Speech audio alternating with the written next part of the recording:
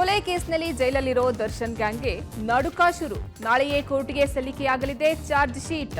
ದರ್ಶನ್ ಪಾಲಿಗೆ ಅವರು ಕೊಟ್ಟ ಹೇಳಿಕೆಯೇ ಕಂಟಕವಾಗುತ್ತಾ? ಮುಡಾ ಕೇಸ್ನ ಟೆನ್ಷನ್ನಲ್ಲಿರೋ ಸಿದ್ದರಾಮಯ್ಯರನ್ನ ಚಾಮುಂಡಿ ಕಾಪಾಡ್ತಾಳ?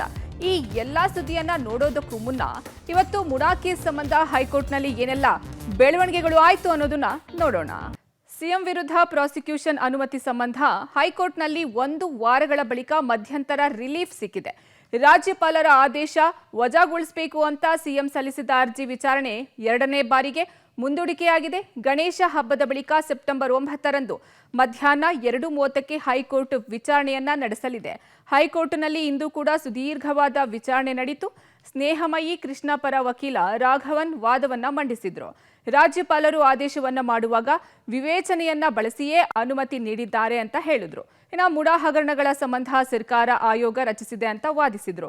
ಇನ್ನು ಇದೇ ವೇಳೆ ಈ ಕೇಸಿಗೂ ಮುಡಾ ತನಿಖಾ ಆಯೋಗಕ್ಕೂ ಸಂಬಂಧ ಇದೆಯಾ ಅಂತ ಪ್ರಶ್ನೆ ಮಾಡಿದ್ರು. ಸಿಎಂ ಪತ್ನಿಯ ನಿವೇಶನ ಹಂಚಿಕೆ ಬಗ್ಗೆ ಆಯೋಗ ರಚಿಸಿಲ್ಲ, ಮುಡಾದ ಸಾಮಾನ್ಯ ಆಡಳಿತಾತ್ಮಕ ಕ್ರಮಗಳ ತನಿಖೆಗೆ ಆಯೋಗ ರಚನೆ ಮಾಡಲಾಗಿದೆ ಅಂತ ಹೈಕೋರ್ಟ್ ಪ್ರಶ್ನೆಗೆ ಕೆಜಿ ರಾಘವನ್ ಪ್ರತಿಕ್ರಿಯೆಯನ್ನ ಕೊಟ್ಟಿದ್ದಾರೆ. ಸುದೀರ್ಘ ವಾದ ಆಲಿಸಿದ ಹೈಕೋರ್ಟ್ ಸೆಪ್ಟೆಂಬರ್ 9ಕ್ಕೆ ವಿಚಾರಣೆಯನ್ನ ಮುಂದೂಡಲಾಯಿತು. ಇದರಿಂದಾಗಿ 7 ದಿನಗಳ ಕಾಲ ಸಿಎಂಗೆ ತಾತ್ಕಾಲಿಕ ಮಧ್ಯಂತರ ರಕ್ಷಣೆ ಸಿಕ್ಕಂತಾಗಿದೆ.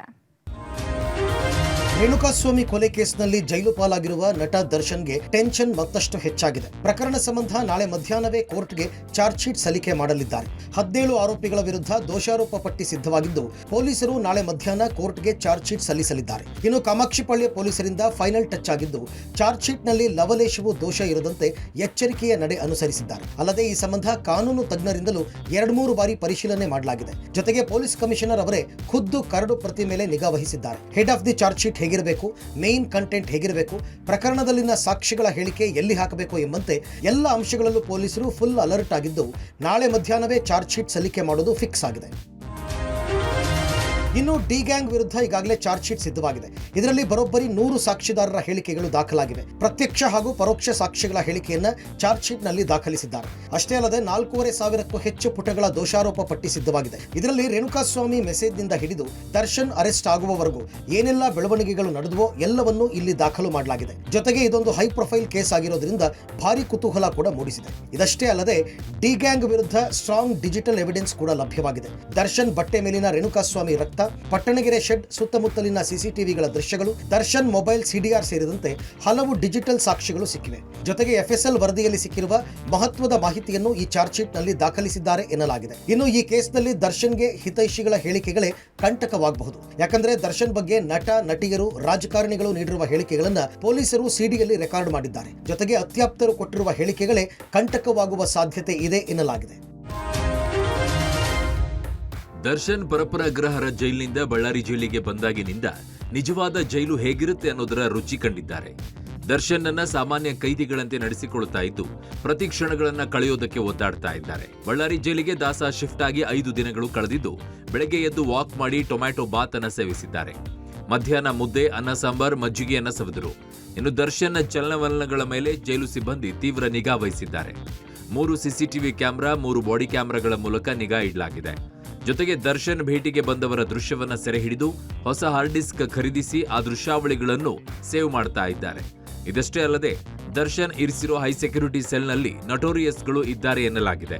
3ಕ್ಕಿಂತ ಹೆಚ್ಚು ಅಪರಾಧ ಕೃತ್ಯಗಳಲ್ಲಿ ಭಾಗಿಯಾಗಿರುವ ಆರೋಪಿಗಳು ಈ ಸೆಲ್ನಲ್ಲೇ ಇದ್ದಾರೆ ಅಂತ ಹೇಳಲಾಗ್ತಾ ಇದೆ.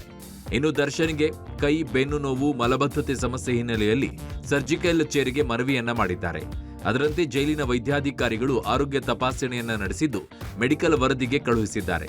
ವರದಿ ಬಂದ ಬಳಿಕ ಜೈಲಾಧಿಕಾರಿಗಳು ಮುಂದಿನ ನಿರ್ಧಾರವನ್ನ ತೆಗೆದುಕೊಳ್ಳಲಿದ್ದಾರೆ. ಸಿಎಂ ಸಿದ್ದರಾಮಯ್ಯ ವಿರುದ್ಧ ಪ್ರಾಸಿಕ್ಯೂಷನ್ ವಿಚಾರವಾಗಿ ಹೈಕೋರ್ಟ್ನಲ್ಲಿ ವಿಚಾರಣೆ ನಡೆದಿದೆ.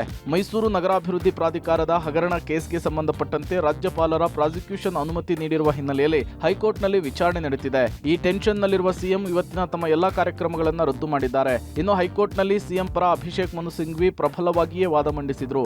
ಅದರಂತೆ ಇವತ್ತು ಕೂಡ ವಿಚಾರಣೆಯನ್ನ ನಡೆದಿದ್ದು ಎಲ್ಲರ ಚಿತ್ತ ಹೈಕೋರ್ಟ್ನತ್ತ ನೆಟ್ಟಿದೆ. ಇದೆಲ್ಲದರ ಮಧ್ಯೆ ಇವತ್ತು ಸಿಎಂ ಸಿದ್ದರಾಮಯ್ಯ ಮೈಸೂರಿಗೆ ಭೇಟಿ ಕೊಟ್ಟಿದ್ದು ಅಲ್ಲಿಯೇ ವಾಸ್ತವ್ಯವನ್ನ ಹೂಡಲಿದ್ದಾರೆ. ಬಳಿಕ ನಾಳೆ ಚಾಮುಂಡಿ ಬೆಟ್ಟಕ್ಕೆ ಸಿಎಂ ಭೇಟಿ ಕೊಡಲಿದ್ದು ನಾಡದೇವತೆ ಚಾಮುಂಡಿ ತಾಯಿಗೆ ವಿಶೇಷ ಪೂಜೆಯನ್ನ ಸಲ್ಲಿಸಲಿದ್ದಾರೆ. ತಾಯಿಯ ದರ್ಶನವನ್ನ ಪಡೆಯಲಿದ್ದಾರೆ. ಇನ್ನು ಮೂಡಾ ಕೇಸ್ ಬಳಿಕ ಚಾಮುಂಡೇಶ್ವರಿ ದೇವಸ್ಥಾನಕ್ಕೆ 22 ದಿನಗಳ ಅಂತರದಲ್ಲಿ 2ನೇ ಬಾರಿ ಭೇಟಿ ಕೊಡ್ತಾ ಇರೋದು ಭಾರಿ ಕುತೂಹಲಕ್ಕೆ ಕಾರಣವಾಗಿದೆ.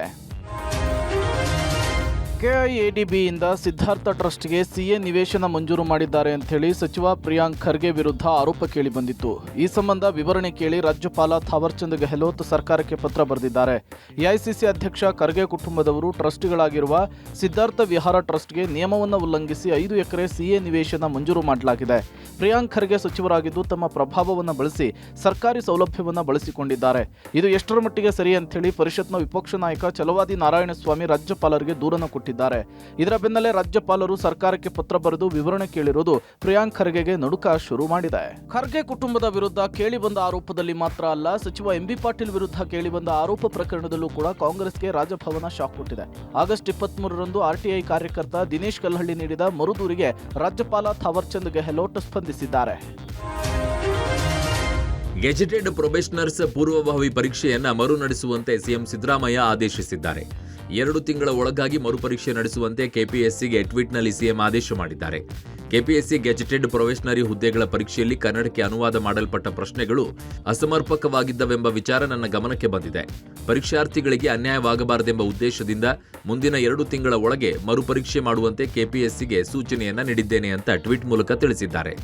ಇದಷ್ಟೇ ಅಲ್ಲದೆ ಕರ್ತವ್ಯ ಲೋಪವೆಸಗಿದ ಅಧಿಕಾರಿಗಳನ್ನು ಸೇವೆಯಿಂದ ಅಮಾನತು ಮಾಡಲಾಗಿದೆ. ಮುಂಬರುವ ಪರೀಕ್ಷೆಗಳನ್ನು ಅತ್ಯಂತ ಜವಾಬ್ದಾರಿಯುತವಾಗಿ ಸಮರ್ಪಕವಾಗಿ ನಡೆಸಲು ಎಲ್ಲ ಅಗತ್ಯ ಕ್ರಮಗಳನ್ನು ಕೈಗೊಳ್ಳಲಾಗುವುದು ಅಂತ ವಿಶ್ವಾಸವನ್ನು ವ್ಯಕ್ತಪಡಿಸಿದ್ದಾರೆ. ಆಗಸ್ಟ್ 27ರಂದು ಕೆಪಿಎಸ್ಸಿ ಗೆಜೆಟೆಡ್ ಪ್ರೊಬೇಷನರ್ಸ್ 384 ಹುದ್ದೆಗಳ ನೇಮಕಾತಿ ಪೂರ್ವಭಾವಿ ಪರೀಕ್ಷೆಯ ಪ್ರಶ್ನೆ ಪತ್ರಿಕೆಯಲ್ಲಿ ಕನ್ನಡ ದೋಷ ಕಂಡುಬಂದಿತ್ತು. ಈ ಕುರಿತು ಸಾಮಾಜಿಕ ಜಾಲತಾಣದಲ್ಲಿ ಕೆಪಿಎಸ್ಸಿ ವಿರುದ್ಧ ಆಕ್ರೋಶ ವ್ಯಕ್ತವಾಗಿತ್ತು. ಮರುಪರೀಕ್ಷೆ ನಡೆಸುವಂತೆ ಆಗ್ರಹಿಸಿದ್ರು. ಇಡೀ ರಾಜ್ಯದ ಅನೇಕ ಭಾಗಗಳಿಂದ ಪರೀಕ್ಷೆ ಬರೆದಂತ ವಿದ್ಯಾರ್ಥಿಗಳು ಈ ಹೋರಾಟದಲ್ಲಿ ಪಾಲ್ಗೊಂಡಿದ್ದಾರೆ. ಆ ಹೋರಾಟ ಇವತ್ತು ಸಾಂಕೇತಿಕವಾಗಿ ಮಾಡಬೇಕು ಅನ್ನೋ ತೀರ್ಮಾನ ಆಗಿತ್ತು. ಸಾಂಕೇತಿಕ ಹೋರಾಟ ಇಲ್ಲಿ ನಡೀತಾ ಇತ್ತು. ಆದರೆ ಈಗ ಮುಖ್ಯಮಂತ್ರಿಗಳಿಂದ ಬಂದಂತ ಸಂದೇಶ ಮತ್ತೆ ನಮಗೆ ಮರುಪರೀಕ್ಷೆಯನ್ನು ಬರೀಲಿಕ್ಕೆ ಅವಕಾಶ ಮಾಡಿಕೊಡ್ಬೇಕು ಅನ್ನೋ ಬೇಡಿಕೆ ಏನಿತ್ತು, ಅದಕ್ಕೆ ಸರ್ಕಾರ ಸ್ಪಂದಿಸಿದೆ. ರಾಜ್ಯ ರಾಜಕೀಯದಲ್ಲಿ ಮುಖ್ಯಮಂತ್ರಿ ಹುದ್ದೆಯ ವಿಚಾರಕ್ಕೆ ಬಿಸಿ ಬಿಸಿ ಚರ್ಚೆ ಶುರುವಾಗಿದೆ. ಸಿದ್ದರಾಮಯ್ಯ ಅನುಮತಿ ಕೊಟ್ಟರೆ ನಾನು ಸಿಎಂ ಆಗ್ತೇನೆ ಅಂತ ಹೇಳಿ ನಿನ್ನೆ ಮೈಸೂರಿನಲ್ಲಿ ದೇಶಪಾಂಡೆ ಹೇಳಿಕೆ ನೀಡಿದರು. ಕಾಂಗ್ರೆಸ್ ನಾಯಕನ ಈ ಅಚ್ಚರಿ ಹೇಳಿಕೆಗೆ ಇದೀಗ ಡಿಸಿಎಂ ಡಿಕೆ ಶಿವಕುಮಾರ್ ಕೂಡ ರಿಯಾಕ್ಟ್ ಮಾಡಿದ್ದಾರೆ. ಸದ್ಯಕ್ಕಂತೂ ಮುಖ್ಯಮಂತ್ರಿ ಹುದ್ದೆ ಖಾಲಿ ಇಲ್ಲ, ದೇಶಪಾಂಡೆ ಹಿರಿಯರು, ಅವರ ಅಭಿಪ್ರಾಯವನ್ನು ಗೌರವಿಸ್ತೇವೆ ಅಂತ ಹೇಳಿ ಡಿಕೆಶಿ ಕುಟುಕಿದ್ರು. ಇದೇ ವೇಳೆ ಡಾಕ್ಟರ್ ಕೆ ಸುಧಾಕರ್ ಅವರ ಕಾಂಗ್ರೆಸ್ನವರು ಏನ್ ಸತ್ಯ ಹರಿಶ್ಚಂದ್ರರ ಎಂಬ ಹೇಳಿಕೆಯ ವಿಚಾರವಾಗಿ ರಿಯಾಕ್ಟ್ ಮಾಡಿದ್ದು, ಪಾಪ ಅವರು ಮಾತನಾಡಲಿ, ಅವರು ಕಾಂಗ್ರೆಸ್ನಲ್ಲಿದ್ದವರಲ್ವಾ, ಅವರೇ ಕಾಂಗ್ರೆಸ್ ಬಗ್ಗೆ ಸರ್ಟಿಫಿಕೇಟ್ ಕೊಡ್ಲಿ, ಕೋವಿಡ್ ಅಕ್ರಮ ಆರೋಪ ತನಿಖಾ ವರದಿ ಏನಿದೆ ನನಗೇನು ಗೊತ್ತಿಲ್ಲ ಅಂತೇಳಿ ತಿರುಗೇಟನ್ನು ಕೊಟ್ಟಿದ್ದಾರೆ. ಇನ್ನು ಸಚಿವ ಜಮೀರ್ ಕೂಡ ಸಿಎಂ ಆಗುವ ಆಸೆಯನ್ನ ವ್ಯಕ್ತಪಡಿಸಿದ್ರು. ಭಾಳ ಸಂತೋಷ. ಸೀನಿಯರ್ ಯಾಕಾಗಬಾರ್ದು? ದೇಶಪಾಂಡೆ ಅವರು ಹಿರಿಯವರು, ನಮ್ಮ ಪಕ್ಷದ ಮುಖಂಡರು, ಅವರು ಆಸೆ ಇಟ್ಕೊಂಡಿದ್ದಾರೆ ಮುಖ್ಯಮಂತ್ರಿ ಆಗಬೇಕಂತ. ತಪ್ಪೇನಿದೆ? ಆಸೆ ಇಟ್ಕೊಳ್ಳೋದು ತಪ್ಪೇನಿದೆ? ನನಗೂ ಆಸೆ ಇದೆ. ಸಂಸ್ಕೃತ ಭಾಷೆ ತಿಳಿಯದವರು ಸ್ವರ್ಗಕ್ಕೆ ಹೋಗಲು ಸಾಧ್ಯವಿಲ್ಲ. ಹೀಗಾಗಿ ಸ್ವರ್ಗಕ್ಕೆ ಹೋಗಬಯಸುವ ಎಲ್ಲರೂ ಸಂಸ್ಕೃತ ಭಾಷೆ ಕಲಿಯಬೇಕು ಅಂತ ಪರ್ಯಾಯ ಶ್ರೀ ಪುತ್ತಿಗೆ ಮಠದ ಶ್ರೀ ಸುಗುಣೇಂದ್ರ ತೀರ್ಥ ಸ್ವಾಮೀಜಿ ವಿವಾದಾತ್ಮಕ ಹೇಳಿಕೆಯನ್ನು ನೀಡಿದ್ದಾರೆ. ಶ್ರೀ ಕೃಷ್ಣ ಮಠದ ರಾಜಾಂಗಣದಲ್ಲಿ ನಡೆದ ಶ್ರೀ ಕೃಷ್ಣ ಮಹೋತ್ಸವ ಸಮಾರೋಪ ಸಮಾರಂಭದಲ್ಲಿ ಮಾತನಾಡಿದ ಅವರು, ಸಂಸ್ಕೃತ ಪವಿತ್ರ, ಪಾವನ, ಶ್ರೇಷ್ಠವಾಗಿರುವ ಭಾಷೆ. ಸಂಸ್ಕೃತ ಸರಳ, ಸುಂದರ ಮತ್ತು ಸುಲಭವಾದ ಭಾಷೆಯಾಗಿದ್ದು ಇದು ವಿಶ್ವ ಭಾಷೆ, ದೇವ ಭಾಷೆಯಾಗಿದೆ. ಎಲ್ಲಾ ಭಾಷೆಗಳ ಮೂಲ ಮತ್ತು ಜನನಿ ಸಂಸ್ಕೃತವಾಗಿದೆ. ಇದು ಕೇವಲ ಭಾರತೀಯ ಭಾಷೆಗಳ ಮೂಲವಲ್ಲದೆ ಆಂಗ್ಲ ಭಾಷೆಯ ಮೂಲವೂ ಆಗಿದೆ ಅಂತ ಹೇಳಿದರು. ಅಷ್ಟೇ ಅಲ್ಲದೆ ದೇವಲೋಕದಲ್ಲಿ ವ್ಯವಹರಿಸುವುದು ಸಂಸ್ಕೃತ ಭಾಷೆಯಲ್ಲಿ. ಸಂಸ್ಕೃತ ಭಾಷೆ ತಿಳಿಯದಿದ್ರೆ ದೇವಲೋಕಕ್ಕೆ ವೀಸಾ ಸಿಗುವುದಿಲ್ಲ ಅಂತ ಅವರು ಹೇಳಿದ್ದಾರೆ. ಸ್ವಾಮೀಜಿಗಳ ಭಾಷಣದ ಬಗ್ಗೆ ಸಾಮಾಜಿಕ ಜಾಲತಾಣದಲ್ಲಿ ಪರ ವಿರೋಧ ಚರ್ಚೆಗಳಾಗುತ್ತಿವೆ. ಸ್ಯಾಂಡಲ್ವುಡ್ ನಟ ಅಭಿನಯ ಚಕ್ರವರ್ತಿ ಸುದೀಪ್ಗೆ ಹುಟ್ಟುಹಬ್ಬದ ಸಂಭ್ರಮ.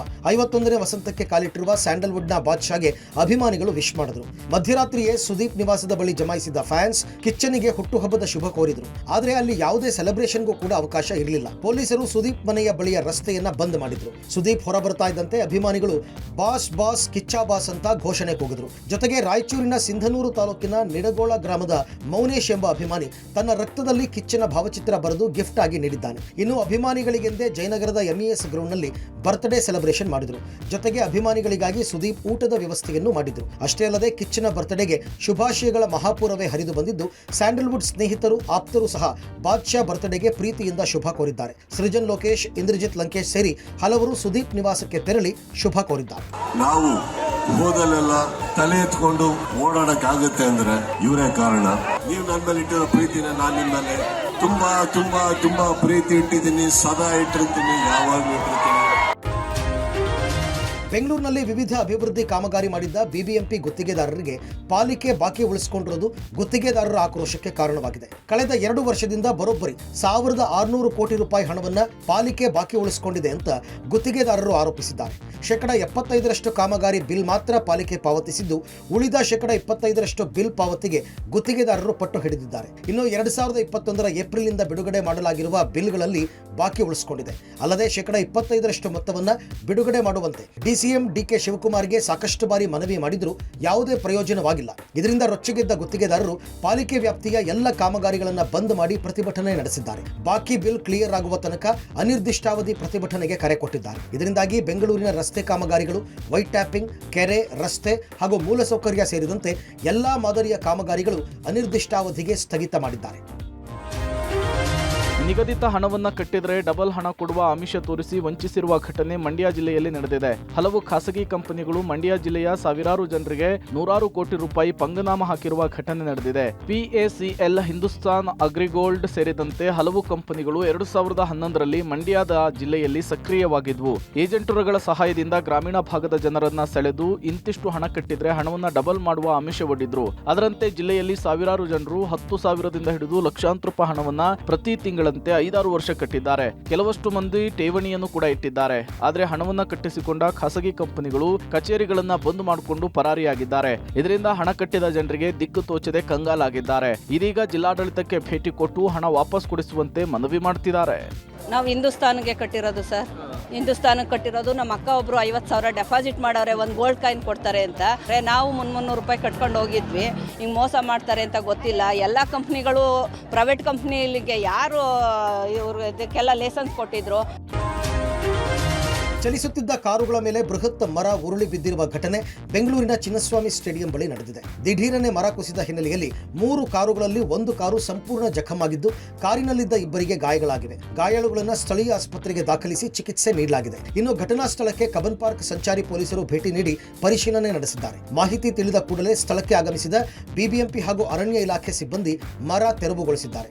ಈ ಘಟನೆಗೆ ಬಿಬಿಎಂಪಿ ಸಿಬ್ಬಂದಿಯ ನಿರ್ಲಕ್ಷ್ಯವೇ ಕಾರಣ ಅಂತ ಸಾರ್ವಜನಿಕರು ಪಾಲಿಕೆ ವಿರುದ್ಧ ಆಕ್ರೋಶ ಹೊರಹಾಕಿದ್ದಾರೆ. ಜೊತೆಗೆ ಇಂತಹ ಘಟನೆ ಮರುಕಳಿಸದಂತೆ ಮುನ್ನೆಚ್ಚರಿಕಾ ಕ್ರಮಗಳನ್ನು ಅನುಸರಿಸುವಂತೆ ಸ್ಥಳೀಯರು ಆಗ್ರಹಿಸಿದ್ದಾರೆ.